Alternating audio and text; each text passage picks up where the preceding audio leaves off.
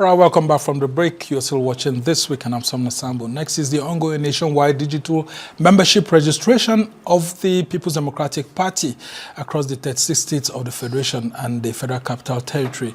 The membership registration has started despite all the court cases and challenges facing the party, with former governor of Plateau State and one of the founding fathers of the PDP, Jonah Jang, officially completing his electronic membership registration and reaffirming his loyalty and commitment to the party's growth and rebuilding process. The registration took place on Friday in his Due ward in Jos South local government area of the state as part of the party's ongoing nationwide e-registration aimed at strengthening its membership database and consolidating its grassroots structures. Now, the National Working Committee of the party, led by Kabiru Turaki, had approved the commencement of the nationwide digital membership registration across the 36 states of the Federation and the Federal Capital Territory. According to a statement by the party's National Publicity Secretary, Ememobong, the party's registration will run for 3 weeks. Well, for more on the PDP membership registration, we have joining us now in the studio a member of the party, Dixon Iruebu, and also joining us from Uyo is the PDP National Publicity Secretary in the Ememobong. Thank you so much, gentlemen, for joining us. Thank you very much. Let's start with you, Dixon. I mean, what's been your reaction to all that's been happening as a party member?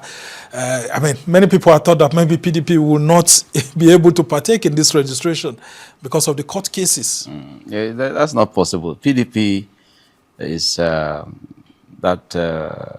cat with many lives, because we have the structure that other political parties don't have. Forget that the distractions here and there, and also the camping or defections that some of our governors and all of that have gotten themselves involved in.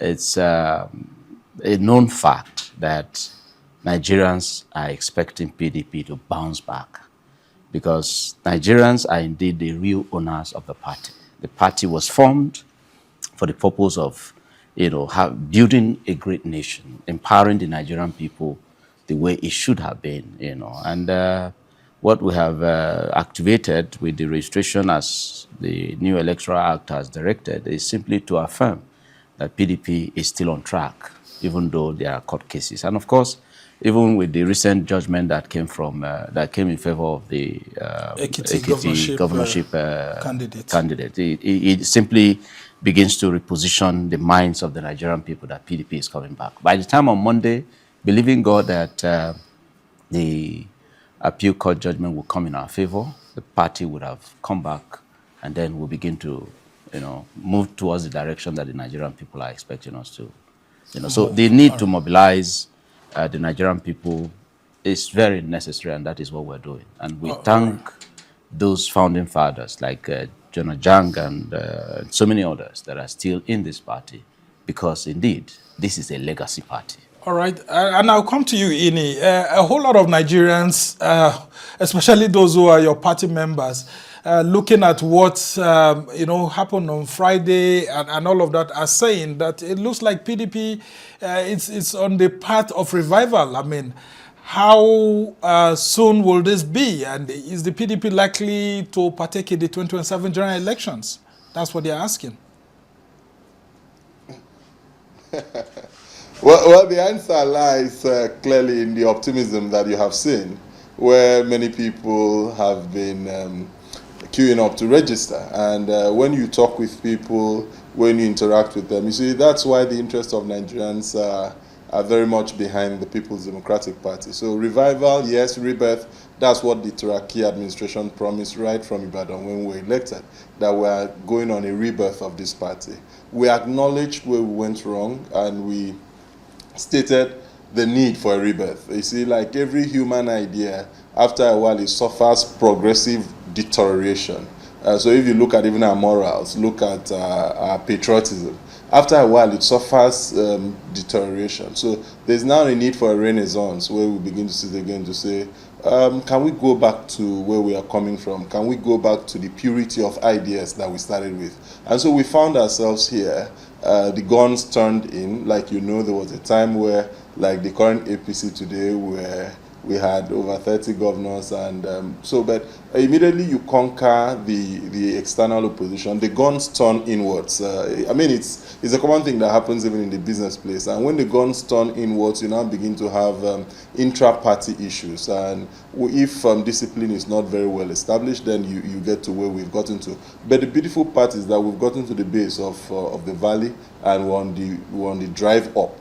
And from everything you have seen from November last year, you see that we're gaining miles in getting back the party to the path where the people would have their voices heard. Like Mazirobu said, it's a party for the people. So clearly the answer is yes, we are participating in the 2027 elections, the entire cycle, which is why we've started with the e-registration, the digital registration, which, while we object to it, because when you look at the time limit given for that exercise to happen, and the fact that you need to submit this e-register in soft and hard copies 21 days before an election, and you see when the election, the act was passed and signed into law, and you look at the time, and you look at the fact that infrastructure needs to be built, people need to be trained, and again, we're dealing with data of millions of Nigerians where NIN is also involved.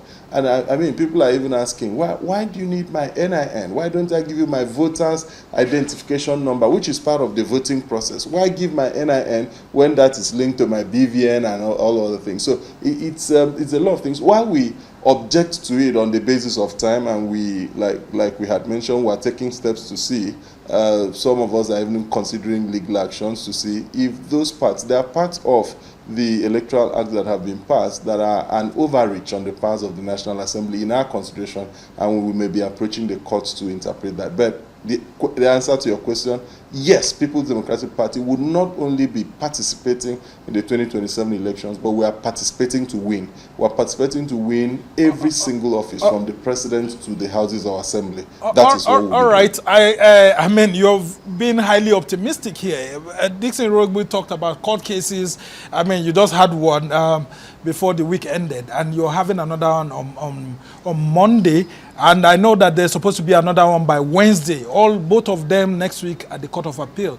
Can you just bring us up to speed very quickly? How these cases have been consolidated, and which of them we expect to have judgment on Monday, and which one the court is asking you to meet and look for a reconciliatory approach on before Wednesday? Okay, so the cases before the special tribunal in Abuja, which is what we're expecting will come up on Monday, are cases appeals emanating from the judgments of Omotosho J, Laifu J, and Abdul Malik. In the case of Abdul Malik, it was a ruling. In the case of Laifu and Omotosho J, they were final judgments, wherein the appeals are to the fact that even the appeals also, the other people are also appealing to on some basis. So the cases have all been heard. The appeals, totaling 9, have all been heard. And my lord sat, the last time, on the day of hearing, they sat from 9 a.m. and didn't rise until about 6:15 or thereabout to hear all the cases. And we are hoping that on Monday, the cases were reserved for judgment. On Monday, we'll be having judgment in those appeals. The appeals from Ibadan, Ogumo J and Akintola J, from the Federal High Court Ibadan and the State High Court in Ibadan, are the appeals, both appealed by both sides, where my lords, the justices of the Court of Appeal, did what courts are expected to do. They said in open court, and the records of proceedings are there, that they have read through the file and they see that this is a family affair, and they think that they should allow parties and their counsel the opportunity to see if they can negotiate. They can have a negotiated agreement which would now be entered into the court as a consent judgment. And so they adjourned the matter till Wednesday in the hope that they will take reports of counsel and parties, whether they are disposed to reconciliation and having that process, having the judicial stamp. If they are not, my lords are also ready to hear the matter. So that's how we stand. But irrespective of the court cases that we are handling, the duty of the party is to mobilize its members. You see, even if you're objecting to a thing, if that thing becomes a requirement and has become the law, while objecting to it, hoping that it will be changed, you must take steps to comply with it, which is why I told you that we are not just preparing to participate in the elections, we are preparing to win. Okay, very interesting perspective there. And I'll just ask you to hold on while I come back to Dixon here. A whole lot of people who had been planning to aspire for different positions on the platform of PDP had given up. But the way he's speaking, he seems to be creating some form of hope. If we're an aspirant, and I mean, I know you too, you're a House of Reps aspirant, would you buy into this statement by the PDP spokesperson? And you're confident very confident that you will participate in the election? Yes, because, I mean, other governors we hear are not confident. That's why they are running to the APC. Well, that's the governors. You see, like I stated, this is about the people. That's what PDP is about. So that the governors who have more like joined the president in subduing the people, because they seem to have captured the Nigerian state. At the time in May 29th in 2023 that the president announced that subsidy is gone. Now ask yourself, those proceeds that came from the removal of subsidy, who are they giving it to? The governors.